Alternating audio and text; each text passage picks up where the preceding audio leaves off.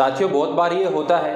कि एक व्यक्ति दूसरे व्यक्ति के अगेंस्ट में सेम फैक्ट के ऊपर मीन सेम इंसिडेंट को लेकर के क्रिमिनल केस भी फाइल कर देता है और सिविल केस भी फाइल कर देता है। तो ऐसे में फिर उस क्रिमिनल केस को या फिर सिविल केस को रद्द करवाने के लिए मीन्स क्वेश करवाने के लिए क्या आपको हाई कोर्ट जाना चाहिए और क्या उसके आधार पर कोर्ट एक प्रोसीडिंग को रद्द कर सकती है? तो उसको लेकर के सुप्रीम कोर्ट का जजमेंट आया है, उसके बारे में मैं आपको बताऊंगा। लेकिन उस जजमेंट में एक अलग से इंपॉर्टेंट बात और कही है जो आपके अगेंस्ट में हो सकती है, तो उसके लिए आज मैं आपको बताने वाला हूं। नमस्कार साथियों, मैं हूं एडवोकेट कुलदीप सिंह। दोस्तों, काफ़ी केसेस में हम ये देखते हैं कि एक व्यक्ति दूसरे व्यक्ति के अगेंस्ट में सेम ऑफेंस को लेकर के दो अलग अलग सिविल और क्रिमिनल प्रोसीडिंग्स प्रारंभ कर देता है। ऐसा ही एक व्यक्ति के साथ में हुआ। तो जैसे कि मैं आपको बताऊं कि मान लीजिए कि कोई व्यक्ति एक दूसरे व्यक्ति के अगेंस्ट में एलिगेशन ये लगाए कि उस व्यक्ति के द्वारा जो सेल डीड है तो उसके ऊपर गलत साइन किए गए हैं, या फिर किसी एग्रीमेंट के ऊपर अलग साइन किए गए, या फिर किसी डॉक्यूमेंट के ऊपर गलत साइन किए गए हैं। तो एक तो वो व्यक्ति फाइल कर सकता है केस 420 का, एफआईआर रजिस्टर करवाएगा वो आपके अगेंस्ट में कि उस व्यक्ति ने आपके गलत साइन किए हैं या फिर आपको झूठ बोल करके वो सिग्नेचर करवाए हैं। और साइमल्टेनियसली वही सेम व्यक्ति एक सिविल प्रोसीडिंग भी फाइल कर सकता है कि उस डॉक्यूमेंट को क्वेश करवाने के लिए, रद्द करवाने के लिए, कि वो उस डॉक्यूमेंट की कोई वैलिडिटी ना रहे। अब ऐसा ही इस केस के अंदर हुआ। अब इसमें हुआ ये कि एक व्यक्ति ने आर नागेंद्र के अगेंस्ट में ये एलिगेशंस लगाए कि आर नागेंद्र के द्वारा एक सेल डीड बनवाई गई उससे जो गलत तरीके से उसके सिग्नेचर हुए हैं। इसको लेकर के उसने एफआईआर रजिस्टर की आर नागेंद्र के अगेंस्ट में। अब उसमें आर नागेंद्र को मान लिया गया कि ये मुलजिम है और उसके अगेंस्ट में section 420 of Indian penal code की चार्जशीट भी पेश कर दी गई पुलिस के द्वारा। अब ये तो हुआ उसके अगेंस्ट में क्रिमिनल प्रोसीडिंग। अब फिर साइमल्टेनियसली उस कंप्लेनेंट के द्वारा आर नागेंद्र के अगेंस्ट में एक सिविल केस भी फाइल कर दिया गया कोर्ट के अंदर, और उसमें उसने कहा कि वो जो सेल डीड है जिसके ऊपर उसके सिग्नेचर सही नहीं है तो उसको कैंसिल किया जाए। तो जब ये कैंसिलेशन का सेल डीड को कैंसिल करवाने के लिए जब कैंसिलेशन का सूट फाइल किया गया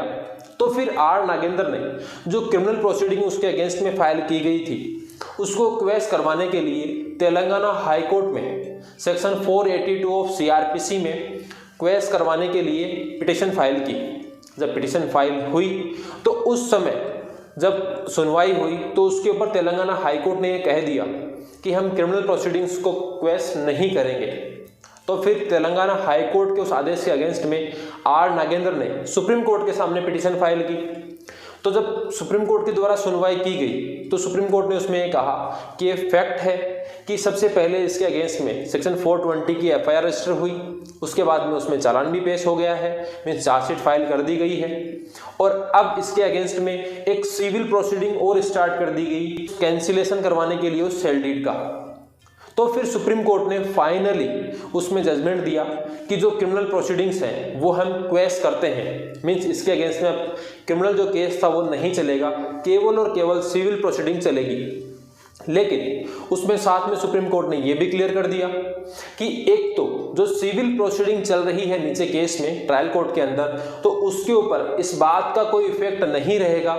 कि हमारे द्वारा मीन्स सुप्रीम कोर्ट के द्वारा क्रिमिनल प्रोसीडिंग्स रद्द कर दी गई हैं, तो इसलिए जो सेल डीड है उसको रद्द नहीं किया जाएगा, मीन्स आर नागेंद्र के फेवर में उसे लिया जाएगा। तो ऐसा नहीं है। ट्रायल कोर्ट को एविडेंस के आधार पर देखना होगा कि क्या एक्चुअल में ऐसा हुआ था या नहीं हुआ था। सेकंड, सुप्रीम कोर्ट ने इसमें यह भी कहा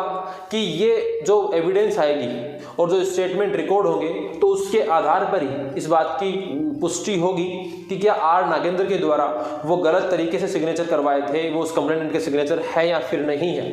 तो वो सिविल प्रोसीडिंग के अंदर ही उसकी जानकारी होगी। थर्ड, इसके अंदर सुप्रीम कोर्ट ने सबसे महत्वपूर्ण बात ये कह दी जो कि आपके अगेंस्ट में है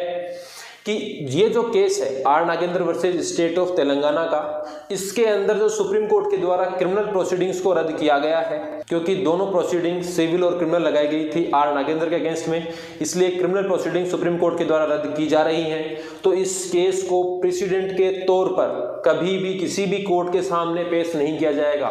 मीन्स जब भी हम कोई केस फाइल करते हैं या फिर कोई भी एप्लीकेशन जब मूव करते हैं तो उसको प्रूव करने के लिए सुप्रीम कोर्ट के द्वारा अगर कोई जजमेंट दिया गया है तो वो हम साइट करेंगे कि सुप्रीम कोर्ट ने एक ऐसा ही केस और हुआ था जिसके अंदर ये फैक्ट थे और उसमें ये सुप्रीम कोर्ट ने कहा था, तो उसको मानने के लिए बाउंड होगी वो कोर्ट, चाहे ट्रायल कोर्ट हो चाहे हाई कोर्ट हो। वैसे ही हाई कोर्ट के द्वारा अगर किसी केस के अंदर कोई बात कही गई है तो उसको हम साइट करते हैं ट्रायल कोर्ट में, हाई कोर्ट के सामने। तो ऐसे ही सुप्रीम कोर्ट ने कह दिया कि जो ये R Nagendra versus state of Telangana case केस है इसको आप कहीं पर भी साइट नहीं कर सकते हैं। तो ये जजमेंट आपके फेवर का है केवल इस हद तक कि आप इस बात की पुष्टि कर सकते हैं जजमेंट के आधार पर कि ऐसी अगर किसी भी व्यक्ति के अगेंस्ट में कोई दो सिविल और क्रिमिनल प्रोसीडिंग चलती हैं तो आप क्वेश्चन के लिए जा सकते हैं, लेकिन इस केस को आप अपना ग्राउंड नहीं बना सकते हैं कि सुप्रीम कोर्ट के द्वारा ऐसे ही एक अदर केस में ये कहा था और उसके आधार पर सुप्रीम कोर्ट ने क्रिमिनल प्रोसीडिंग्स रद्द की है। अब यहाँ पर आपके फेवर की बात यह है कि अगर किसी भी व्यक्ति के अगेंस्ट में एक ही ऑफेंस को लेकर के, ये ध्यान रखने की बात है कि एक ही ऑफेंस के लिए अगर पहले क्रिमिनल या फिर सिविल प्रोसीडिंग की जाए और उसके बाद में अगर सेकंड प्रोसीडिंग मीन्स अगर पहले सिविल की है और बाद में क्रिमिनल की जाए, चाहे पहले क्रिमिनल प्रोसीडिंग की है और उसके बाद में चाहे सिविल की जाए, तो अगर दोनों प्रोसीडिंग की जाती हैं तो उसके आधार पर आप एक प्रोसीडिंग ज़्यादा बेहतर रहेगा कि आप क्रिमिनल प्रोसीडिंग्स को रद्द करवाने के लिए हाई कोर्ट में पिटिशन फाइल कर सकते हैं। बस ये केस को आप ग्राउंड नहीं बनाएंगे, बाकी आप कोशिश कर सकते हैं। हो सकता है कि आपके केस में अगर दो प्रोसीडिंग साथ में सिविल और क्रिमिनल, तो क्रिमिनल प्रोसीडिंग को हाई कोर्ट क्वेश कर दे, तो ये आपके लिए बेनिफिट है इस केस से। तो दोस्तों इसी प्रकार की मैं वीडियोस आपके लिए बनाता रहता हूँ लीगल नॉलेज से जुड़े हुए, जितना भी आपको आपके केस के अंदर हेल्प कर सकता है। मेरी कोशिश रहती है कि मैं आपको जो भी लेटेस्ट जजमेंट आते हैं सुप्रीम कोर्ट, हाई कोर्ट के और जो कानून है हमारा उसके बारे में मैं आपको जानकारी दूं ताकि आप अपने केस के अंदर प्रोसीडिंग्स प्रॉपर तरीके से कर सकें। तो दोस्तों आई होप आपको वीडियो पसंद आया होगा। इसी प्रकार के वीडियोस देखने के लिए चैनल को सब्सक्राइब करें और वीडियो को लाइक एंड शेयर करना ना भूलें।